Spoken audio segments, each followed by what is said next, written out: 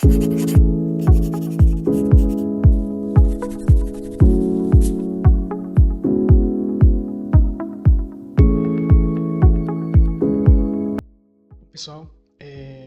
espero que todos estejam bem e hoje nós vamos destrinchar um pouco sobre o tema de deadlock, sobre o seu conceito básico e até, ao decorrer da nossa apresentação, nós vamos destrinchar um pouco como resolver esse problema, né? E aqui inicialmente eu trouxe uma frase para a gente fazer uma introduçãozinha, né, que diz o seguinte: os sistemas de computadores possuem inúmeros recursos adequados ao uso, mas somente um processo pode ser usado por vez. Então, aqui para a gente começar, é importante lembrar que os computadores eles possuem diversos recursos, por exemplo, como impressoras, memórias, arquivos, dispositivos de entrada, dispositivos de saída. Porém, nós temos que cada recurso ele só pode ser utilizado um por vez. E esse cenário ele pode gerar conflitos quando vários processos eles precisam do mesmo recurso e ao mesmo tempo. Então, é importante a gente entender isso inicialmente. Agora, a gente vendo aqui já no próximo slide, o que é o deadlock. E, basicamente, aqui nós vemos no primeiro tópico que o deadlock é uma situação de impasse, ou seja, quando dois ou mais processos eles ficam bloqueados, porque cada um está esperando um recurso um do outro, e ali eles ficam bloqueados. Eu até coloquei um exemplo aqui da impressora, que é muito usado também por muitas pessoas quando vamos explicar deadlock, que é assim, um processo segura a impressora e precisa do scanner, enquanto o outro processo ele segura o scanner e precisa da impressora.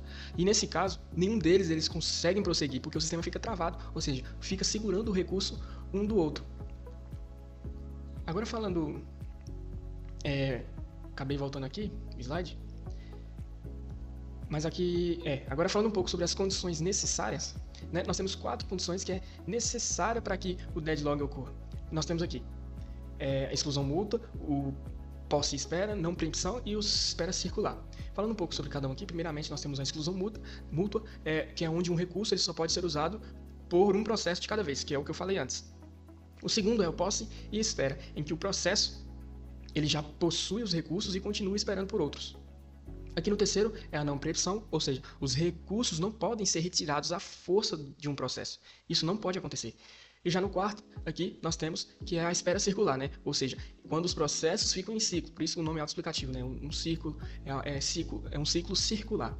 E cada um ele sempre fica ali aguardando o próximo. Sendo assim, todas essas condições, se ocorra de forma que elas estejam juntas, o deadlock ele pode sim acontecer. Agora trazendo aqui um pouco, né, um exemplo prático, né, um exemplo do nosso dia a dia, né, e o outro mais da área de sistemas aqui. Trazendo primeiro aqui o do trânsito, né, que é um sistema, é algo que ocorre no nosso dia a dia, mas serve para a explicação do deadlock.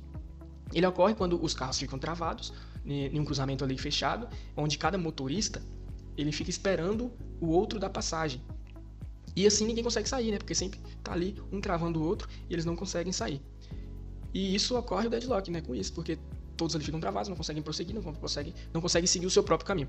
Trazendo agora um pouco mais sobre na nossa área, né, de sistemas mesmo, sistemas computacionais, principalmente na parte de banco de dados, ocorre o deadlock. Quando, por exemplo, uma transação bloqueia uma tabela, ou um registro, e precisa de outro, enquanto uma segunda transação ela vai bloquear o segundo recurso e espera, né, pelo primeiro.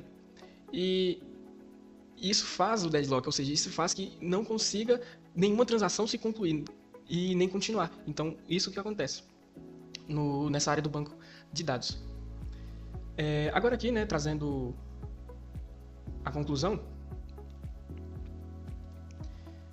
nós temos aqui, né, que nós vimos durante a nossa apresentação, que o deadlock ele paralisa o sistema, impede que os processos funcionem corretamente, né, o andamento normal dos processos não é feito corretamente.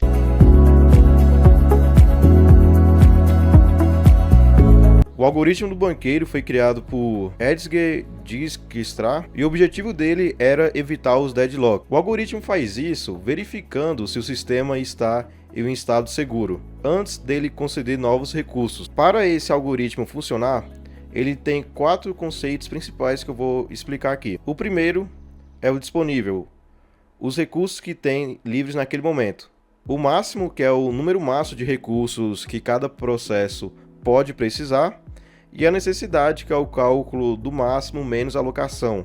Basicamente é o que falta para o processo terminar. Ele funciona da seguinte forma: o algoritmo ele simula a concessão de recursos antes mesmo de liberá-los. Primeiro, ele verifica se um processo pode ser atendido com os recursos disponíveis. Se sim, ele assume que esse processo termina e libera os recursos de volta para o sistema. E esse ciclo se repete até que todos os processos sejam finalizados ou até que o sistema identifica e entre no modo inseguro, que é quando ele prevê uma possibilidade de dar deadlocks. Aqui nós temos um exemplo prático. Aqui está representando 5 processos de A a E e 3 recursos de R1 a R3. A ideia é verificar se o sistema está seguro com os recursos disponíveis no momento. Essa primeira tabela representa os recursos já alocados. Então, o processo A já tem uma unidade alocada no recurso 1, 0 no recurso 2 e 0 no recurso 3. E isso representa a alocação atual de cada processo. Essa segunda tabela representa os recursos que cada processo necessita para ser finalizado. Ou seja, o processo A necessita de 2 unidades no recurso 2 e 2 no recurso 3. Isso é a necessidade restante de cada processo. Aqui do lado nós temos total, utilizados e disponíveis. Cada coluna dessa representa um recurso aqui de cada processo. Então, utilizados aqui, esse 4 representa uma unidade do recurso 1 do processo A, 2 do C e 1 do D.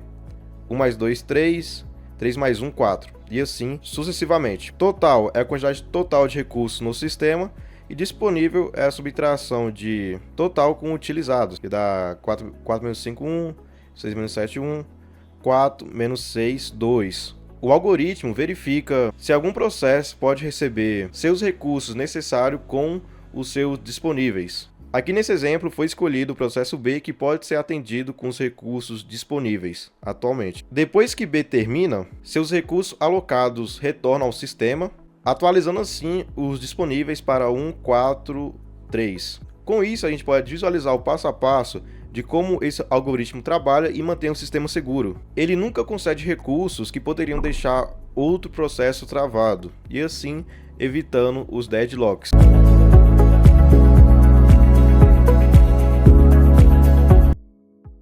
Bom, esse é um exemplo de código feito em C, que simula o algoritmo do banqueiro e tem como objetivo verificar se um sistema está em estado seguro ou estado inseguro. No main é definido as matrizes que armazenam os dados de entrada, como a alocação, a demanda máxima e um vetor para os recursos disponíveis. Essa é a chamada para a função principal desse algoritmo, onde ela recebe os dados de entrada como parâmetro para fazer os cálculos necessários com o objetivo de determinar se o sistema está em estado seguro ou inseguro.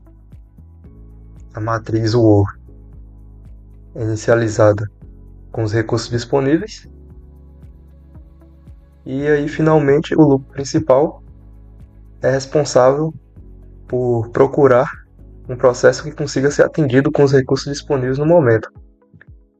Se encontrar, esse processo ele é considerado finalizado e são devolvidos para o sistema e também adicionado a sequência segura. Se nenhum processo puder ser atendido em alguma iteração, o sistema é declarado inseguro.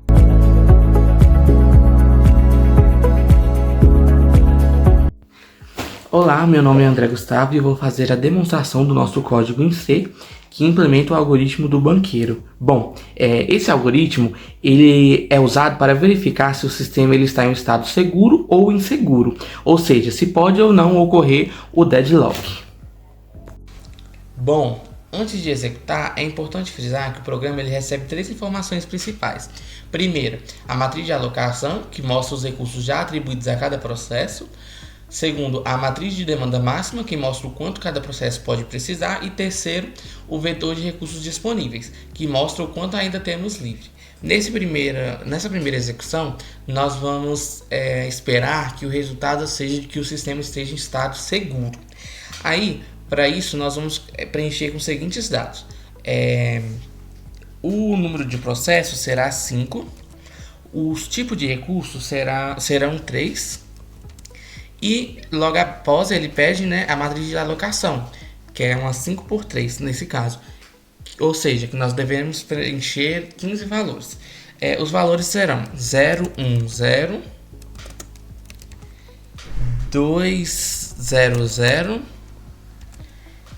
3, 0, 2, 2, 1, 1 e 0, 0, 2.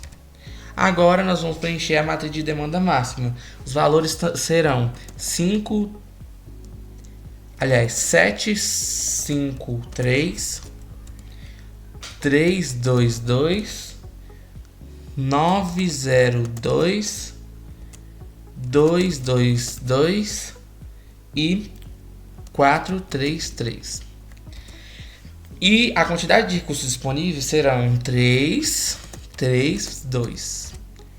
Assim como esperado, o algoritmo entende que o sistema está em um estado seguro e nos dá a sequência segura, que seria P2, P4, P5, P1 e P3. Nós vamos executar o segundo exemplo, que o resultado esperado seria um sistema inseguro. Primeiro, nós vamos colocar o número de processos, que serão 3. Os recursos serão 1, aliás. E nós vamos preencher os valores, né? A matriz de alocação vai ser 2, 3 e 1. A matriz de demanda máxima seria 4, 5 e 3. E a quantidade de recursos disponíveis será de 1. Bom, como esperado, o sistema está em um estado inseguro. Por que isso acontece? Não há uma sequência de alocação de recursos que garanta a conclusão de todos os processos. Por isso que acontece isso, e o nosso algoritmo identifica e nos dá como resposta os sistemas em estado inseguro.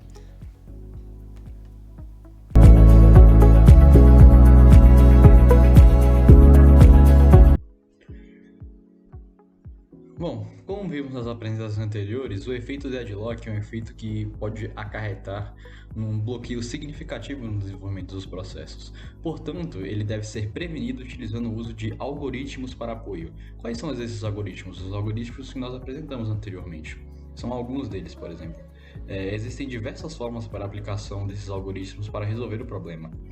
No entanto, a aplicação do conceito de deadlock também estão presentes fora do sistema computacional. Mas, parando para pensar, como seria essa aplicação fora do sistema computacional? Simples. Imagine uma situação em que pessoas ou objetos ficam bloqueados para que cada um espere algo que o outro não libera. Exemplo clássico: trânsito em cruzamentos. 4 carros entrando ao mesmo tempo em um cruzamento estreito.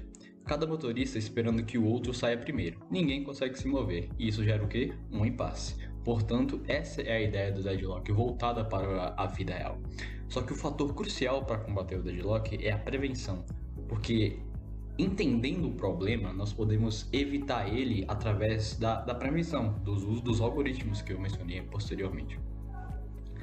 E a subdivisão que fizemos para organizar o trabalho foi feita através da divisão de tópicos e o conteúdo abordado nas partes dos vídeos, ou seja, cada grupo, cada integrante ficou responsável por um título específico, uma subdivisão específica, e as pessoas vão modelando seus vídeos de acordo com o conteúdo ao qual eles escolheram. Espero que tenham gostado da apresentação e tenham entendido.